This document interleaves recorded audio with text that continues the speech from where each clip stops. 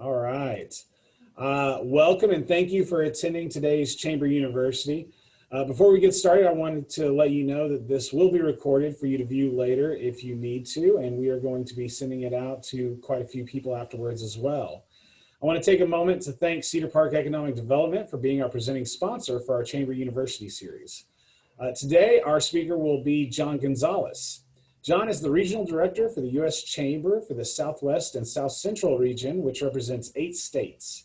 He works on a variety of efforts with the U.S. Chamber and brings more than 25 years experience in the federal government and politics to his current role. He has been a member of the regional team since 2005, and I believe John and I first met in around 2007, so we've known each other quite a while. Today, John will be giving an overview of the Paycheck Protection Program Part 2, as well as a stimulus update. So if everybody will please join me in a virtual welcome for Mr. John Gonzales. Thank you, Tony. Appreciate everything you do for the business community, Cedar Park. Thank you for your partnership. Great to be working with you as always. Happy New Year. Great to see everyone.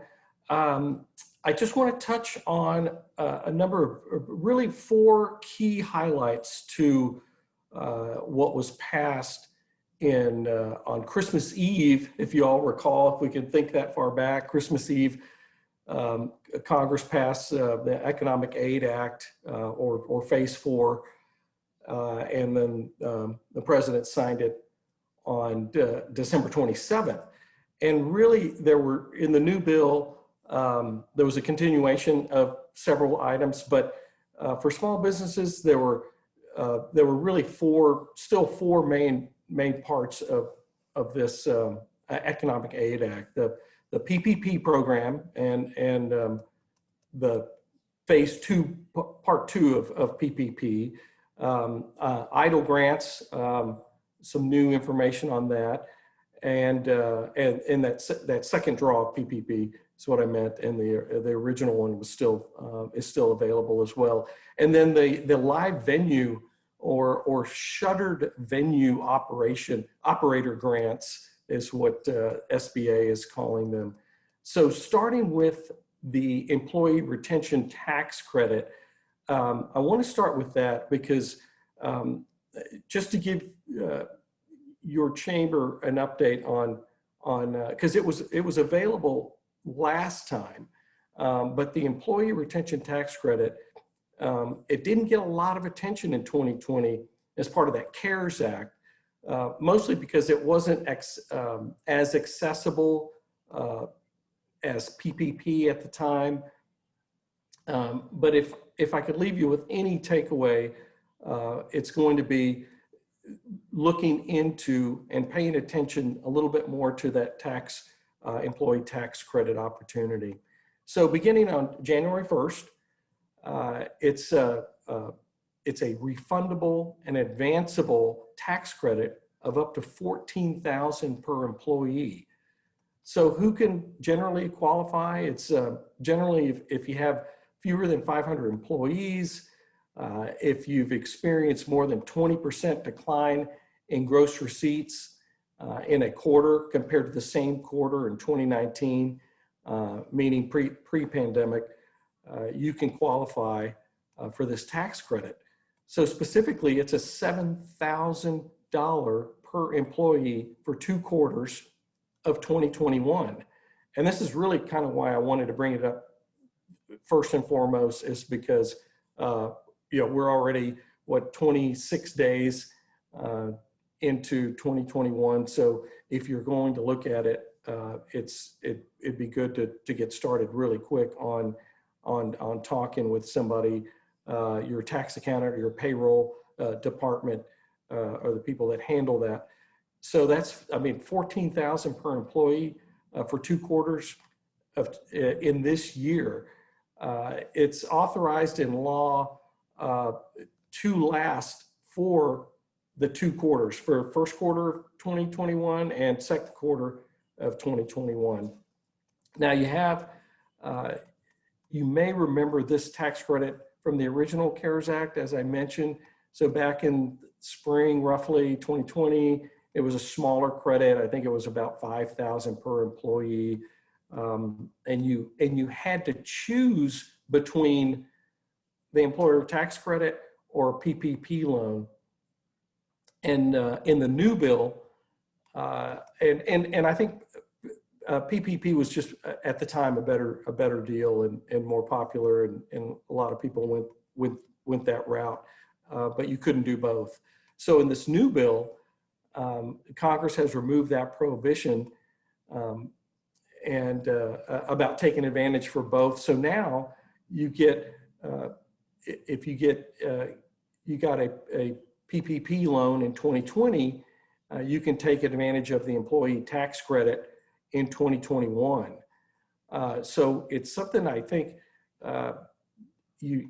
everyone should at least take a look at to see if it's a better, and it's frankly more generous for you in your small business than in the original CARES Act. So it's something worth looking at even before we get into second draw and PPP. So now, filing for this credit, you have the opportunity to do so. I think the deadline is March 31st on most of these, on PPP, the second draw PPP, and employee tax credit. The deadline is March 31st. So that's why I wanted to mention it first, to get that out there and let everybody know that it's something they should probably consider right away. So you have to, and why it's so important is because it is a tax credit. So one of the things you want to ask whoever prepares your taxes is a look back into 2020 to see if you're able to claim the tax credit for some of the wages that you paid your employees back in 2020.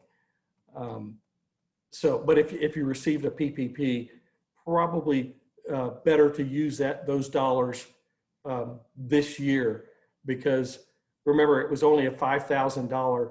You'd have to, if you're applying for 2020, it's a $5,000 credit. If you're applying for 2021 or in those 2 quarters, that's $14,000 per employee. So it's a pretty generous program, and it's worth looking into. Next, I want to talk about that second draw of PPP. I know many of your small businesses did take advantage. It was a very popular program, and now second draw, as long as you've exhausted your first PPP loan or grant, if it turned into a grant, then you're eligible for your second draw PPP, which is again forgivable. It's a forgivable loan up to $2 million. It has all the similar features of the original PPP, but it's a bit more targeted to those small businesses who were hit the hardest and who've exhausted their first PPP loan. The exceptions for the second draw are you have to have fewer than 300 employees, and that's down from 500 employees under the original PPP. And you also have to meet a revenue reduction test. And under the original plan, you may recall, it was simply that your business was being harmed economically by the pandemic. Here you have to demonstrate that you've had a reduction in gross receipts in a quarter in 2020 of 25% or greater relative to that same quarter in 2019. So if your business was only off about 5%, you won't qualify for that second PPP loan. Even though you may have qualified and received that first round of PPP, you wouldn't, the second draw would not be available to you. But those other options are employee tax credit and idle loans, which I'll mention here in a little bit. Importantly, you have to exhaust your original PPP loan in order to get that second draw. And that doesn't mean you have to have completed the forgiveness process. It's simply you have to expend all your plans you received under the original PPP by the time you've received your second draw. That doesn't mean that you can't go ahead and apply, but it has to be zeroed out there.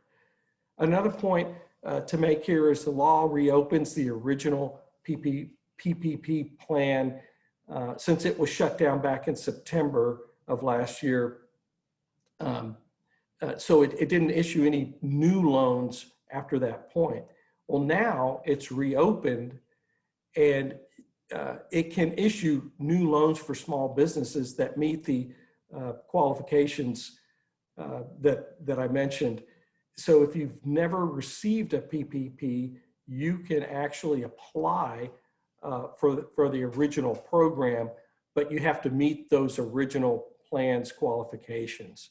So one of the great things about SBA, the SBA is doing an incredible job. They've been working tirelessly since last March, and we've got to give them credit because they've done an outstanding job. And they also they've developed this great tool called the Lender Match. If you go to SBA.gov and look up their Lender Match program, that'll help businesses. And you put in your information, and any small business, any business, below 300, that will help you find an approved PPP lender if you don't already have one. So that's a really exciting tool that SBA has come up with that people need to take a look at for either the original PPP or second draw. But if you had a second draw, most likely you're still working with your banker or your loan institution, which is fine, and that's probably the easiest and best way to go. So if you received a PPP loan and you exhausted it and you met all the qualifications we just talked about, the revenue reduction, the fewer than 300 employees, then you can go to your lender, fill out the application for the second draw. You might not get as much money because the caps are a little different this time. It's a $2 million cap, but it's a great opportunity for those businesses who use up all their original PPP funds and are looking for additional support. Mostly the rules for the first are the same that were back in the spring of 2020. The single most important is the single most important thing that Congress did in this new legislation is that the taxability of your PPP loan. So in this bill, Congress clarified that your PPP loan forgiveness is not taxable. And in addition to that, the expenses you paid with your loan remain deductible as ordinary business expenses, just like you would deduct the expenses if you used other revenue to pay for it. So if you may recall that Treasury had said that was going to all be taxable, and a lot of businesses frayed away or just decided against it because they were kind of scared off by the number of taxes that they were going to have to, additional taxes they were going to have to pay. And Congress took care of that. And so that's all tax deductible. So there are no tax consequences for receiving your loan. And this is a huge advantage to all businesses, and especially small businesses. The other change to the original PPP is is the list of eligible expenses for which you can use your loan that was expanded. So Congress expanded the way you can use your money that included the expenses that small businesses would have to comply with, if you had to comply with a public health measures. For example, you installed plexiglass, or you built a drive-through window, or you created partitions to comply with public health recommendations. Those expenses are now forgivable under PPP, and thanks to the new law that made that available to all businesses. And the same is true if you have essential supplier goods like perishable items. You order for a business and they're essential to your operation. Those can count as eligible expenses, which you can receive forgiveness as well. The one important caveat, however, is that the 60-40 rule remains in effect. And if you recall, the 60-40 rule was you need to use 60% of your expenses of your total amount of your loan forgiveness had to be for payroll expenses related to your employees. So you can increase your loan forgivability because of those other eligible expenses, but still 60% of your PPP loan must go towards paying employees. And I think everybody's used to that.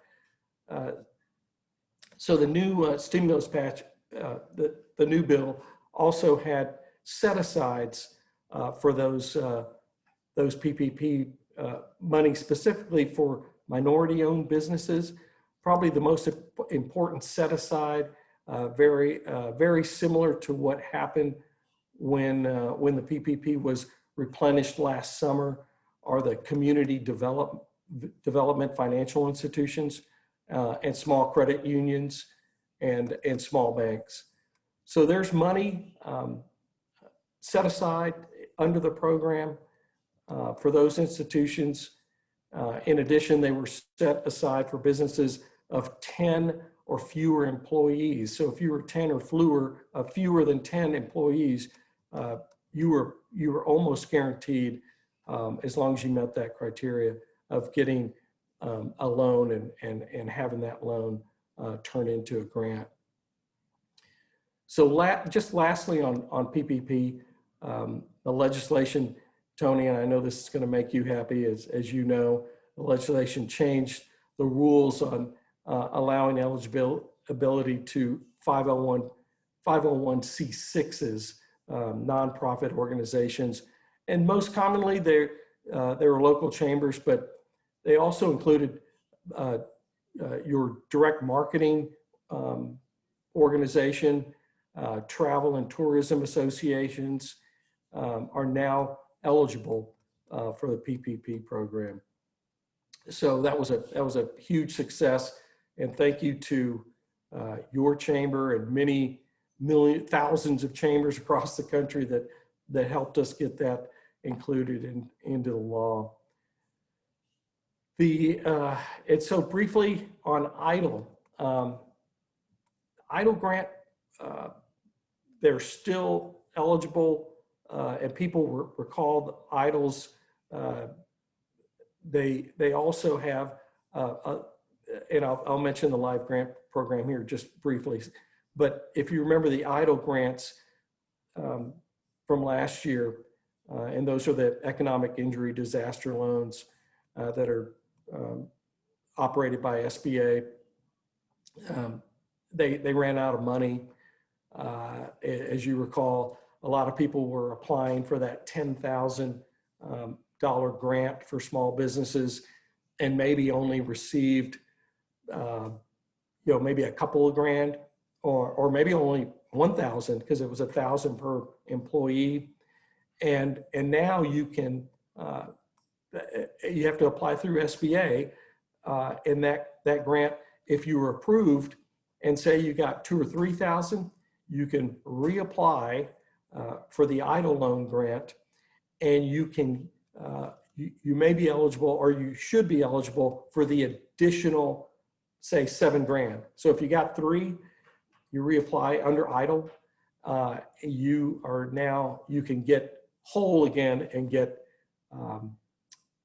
up to 10,000. So many of you all that applied for an EIDL grant, and if it was, you're eligible to go ahead and get that remainder of those funds that are awarded to you. And so they re-upped, Congress has re-upped that with a little bit more of a twist though. So there are some new guidelines to that. So there's a priority list for those companies that with 300 or fewer employees. And if they happen to be located in a census tract that's eligible for the new market tax credit, you know, that's a carve out, and those are acted on, that they're a priority. So if you don't know if that applies to you or not, you can simply Google that new market tax credits maps, and they'll pull up per zip code to see if you qualify. And you had to, but you still have that 30% reduction in gross receipts that you had to have experienced for an 8-week period, but between March 2nd, 2020, and through the end of the year. A similar 8-week period, either before the pandemic or prior. So if you meet those qualifications, then you're going to be in front of the line and receiving that full EIDL grant. And if you've never received one of that full 10,000, or you didn't apply for it, you're eligible to receive a partial grant in 2020, and as long as the SBA has the funds and you meet the criteria, you could receive up to $10,000 in 2021, but they will make that determination, and I think there's plenty of money in that. So it's a great opportunity, particularly for small businesses located in low-income neighborhoods, to access that grant that is specifically set aside for them. And again, remember, it's a grant, so you don't have to repay it. And finally, the other grant included in this bill were the live venue operators. If you recall, that means there were so many live venues that had to shut down. And so if you're specifically a live venue business, theatrical producer, live performing arts organization, museums, independent motion picture theater, or talent representatives, then you are going to want to pay attention to that live grant or shuttered grant program that SBA is handling specifically. You have to apply through the SBA, but it's specifically tailored and designed for those businesses that fall into that category. So you would have to sell, Tony, like you may sing every once in a while in your boardroom, that wouldn't qualify. But if you sold tickets for your performances, then you know what, you might qualify, but good luck with that. So for those programs, the EIDL grants and the live venue grants, you're going to go straight to SBA, like I said, and SBA will administer both these. administer both those programs. As you know, a lot of the details are not out yet. The application actually is not out on the live venue or shuttered business program, venue program, but it should be out early next month. It's in the works. There's some information on the SBA website that you can find out who qualifies. Again, if you're selling tickets, you've got a great opportunity there. And I want to say it's maybe a maximum of $2 million for that. So it's once that application process is up and running, we'll certainly notify you. But check with the SBA. They're trying to get it up as quickly as possible. That was new legislation in the bill. So they're not quite there yet, but it should be up soon. So again, if you check the uschamber.com website, sba.gov, we've got plenty of information and guidelines, everything that's the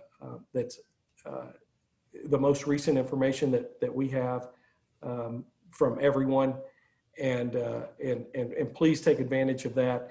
And with that, Tony, I'm happy to take questions, try to answer some questions, and appreciate the opportunity. And again, thank you for all you do for the business community there in Cedar Park.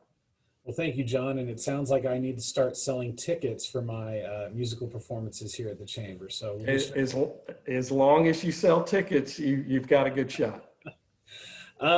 We do have a couple of quick questions. We've got time for maybe one or two of them.